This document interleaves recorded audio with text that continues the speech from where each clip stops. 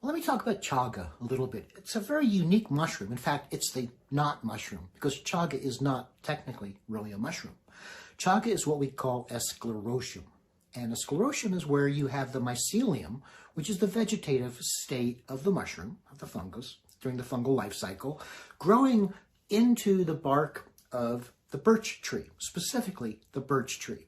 And the tree reacts to the growth of the mycelium by creating these compounds that are protective to the birch tree from the mycelium.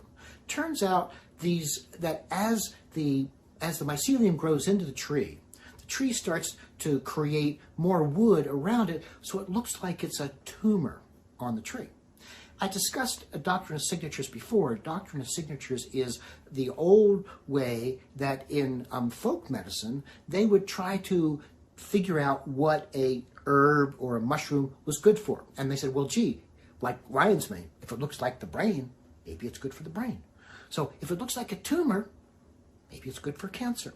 Well, in fact, in folk medicine, they started using it for that, and lo and behold, they did find in many cases it was very helpful for people who had cancer. Now, chaga is interesting. It grows only in the North Country, in Siberia, in Finland, on birch trees. There's no way we can culture it, so it has to be wildcrafted. They actually have to get it from these birch trees, and that's very, very woody. They have to, grind it up into a fine powder, and then they cook it in hot water at high temperatures for a long period of time in order to extract all the good stuff from it.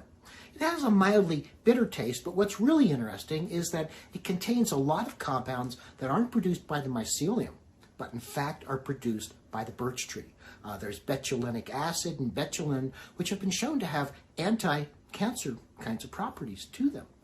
So chaga has had other applications as well, being used for gastritis, gastric cancer, tuberculosis, and other problems such as that. But most people, when they talk about chaga, they're also thinking about its applications for cancer.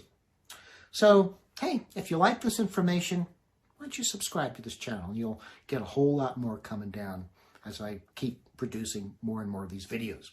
And if you've got some comments you'd like to share, your experiences with chaga or your experiences using chaga in your own pets for whatever purposes, please use the comment section. Let us know your thoughts on this topic. And coming up next, we're going to talk about shiitake, one of my favorite edible mushrooms.